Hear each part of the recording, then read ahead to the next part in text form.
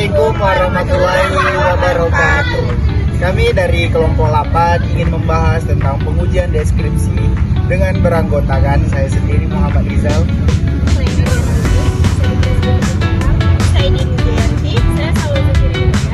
Jangan lupa tonton sampai habis ya. Dadah. Baik, di sini saya akan menjelaskan mengenai pengujian deskripsi. Pengujian deskripsi ini adalah bentuk komunikasi yang berfungsi untuk menyampaikan informasi secara rinci dan jelas mengenai suatu objek, peristiwa, tempat, atau keadaan. Dalam konteks akademik, kemampuan mendeskripsikan secara efektif sangat penting karena berhubungan erat dengan keterampilan berpikir kritis, komunikasi ilmiah, dan kejelasan penyampaian ide. Oleh karena itu, deskripsi tidak hanya dinilai dari seberapa penting tulisan tersebut, melainkan dari sejauh mana tulisan itu mampu menciptakan gambaran yang konkret dalam benak pembaca. Namun, dalam praktisnya tidak semua deskripsi menyampaikan informasi dengan baik. Untuk itu diperlukan proses evaluasi yang disebut dengan pengujian deskripsi. Pengujian deskripsi menjadi instrumen penting dalam menjadi nilai kualitas suatu teks deskriptif dalam dunia pendidikan.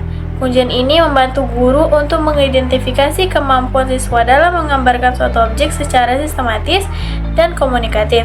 Sedangkan dalam dunia profesional dan teknis seperti di bidang teknologi informasi dan dokumentasi produk, pengujian deskripsi berguna untuk memastikan bahwa informasi teknis yang disampaikan bersifat informatif, tidak ambigu dan mudah dipahami pengguna.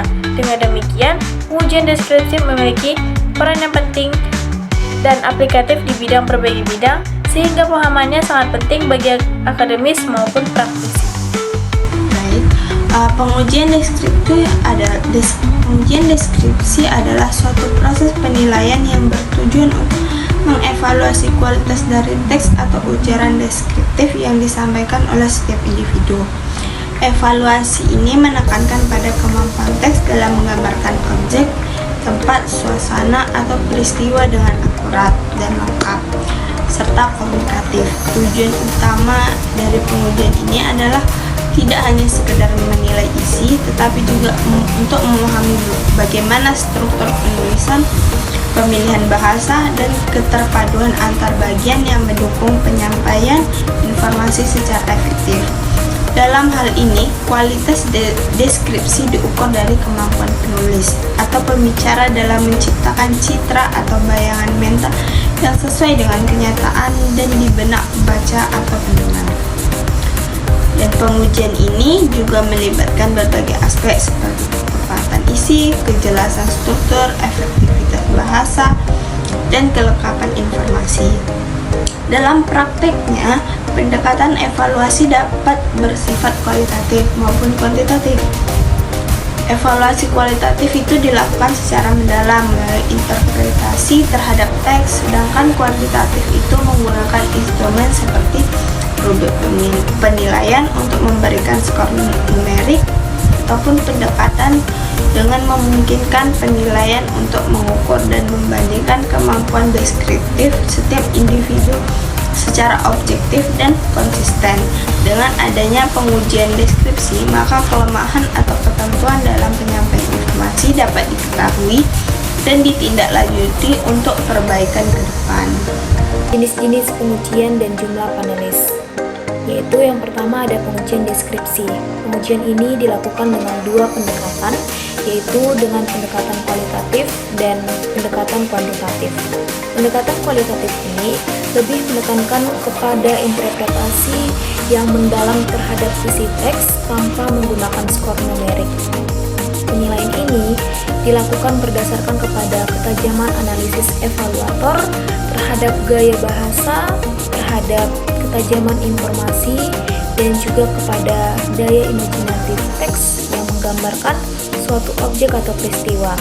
Metode ini sangat berguna untuk melihat aspek kreatif dalam tulisan dan juga sering digunakan dalam kajian sastra, dalam analisis wacana, atau kepada pembelajaran bahasa.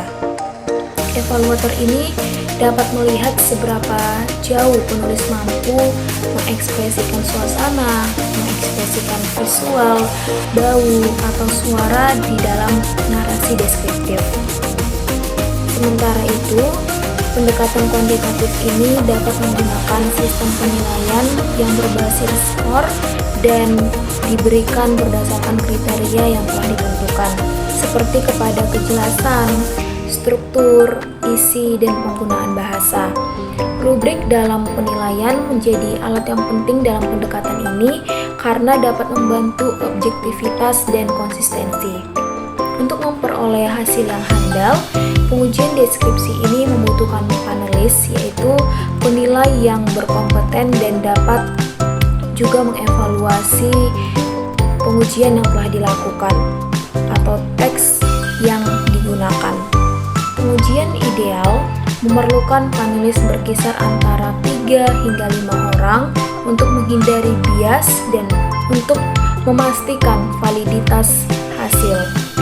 Dalam skala yang besar, jumlah panelis dapat ditambah hingga 7 atau lebih orang, terutama jika evaluasi yang dilakukan dalam bentuk penelitian akademik dan pada ujian nasional.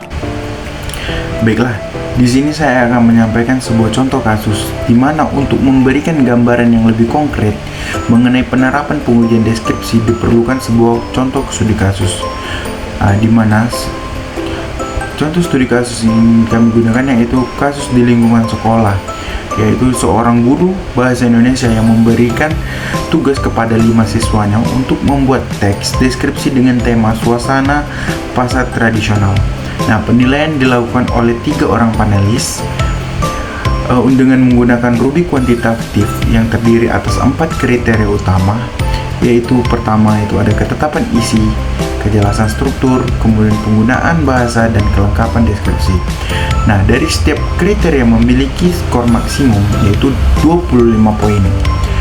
Nah, sehingga total nilai maksimal yang bisa diperoleh oleh satu siswa dari satu panelis yaitu adalah 100 poin.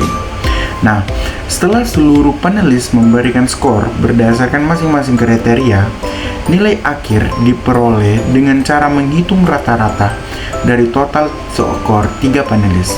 Hasilnya, siswa B mendapatkan nilai rata-rata tertinggi yaitu 93,3 dengan menunjukkan bahwa teks yang dibuat sangat lengkap, jelas, dan komunikatif. Sedangkan siswa A berada pada posisi tengah dengan nilai 83,0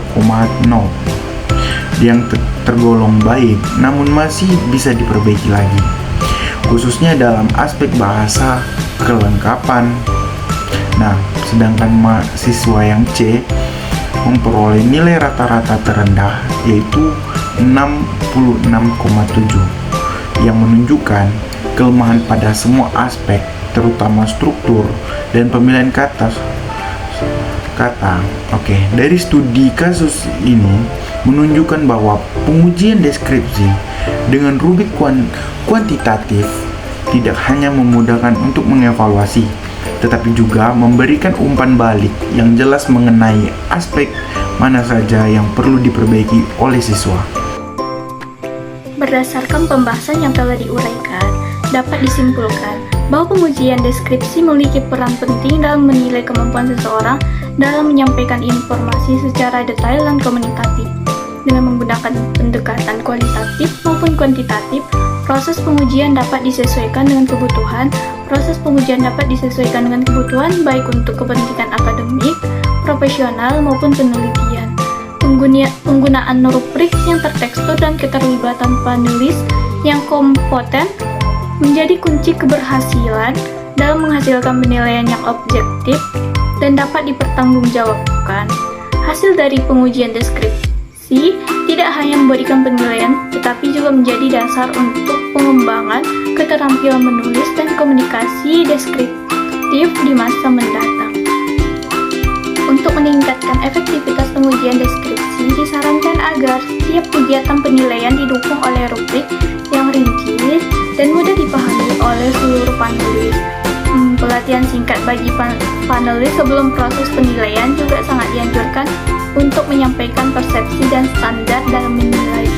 Dalam konteks pembelajaran, guru sebaiknya memberikan latihan yang beragam dan umpan balik yang konstruktif kepada siswa sehingga mereka dapat terus mengembangkan keterampilan menulis deskripsi yang baik. Selain itu, integrasi pengujian deskripsi dalam kurikulum bahasa dan komunikasi juga perlu diperkuat agar siswa terbiasa berpikir sistematis dan menyampaikan informasi secara jelas sejak dini. Cukup sekian penyampaian dari kami, lebih dan kurang kami mohon maaf dan terima kasih.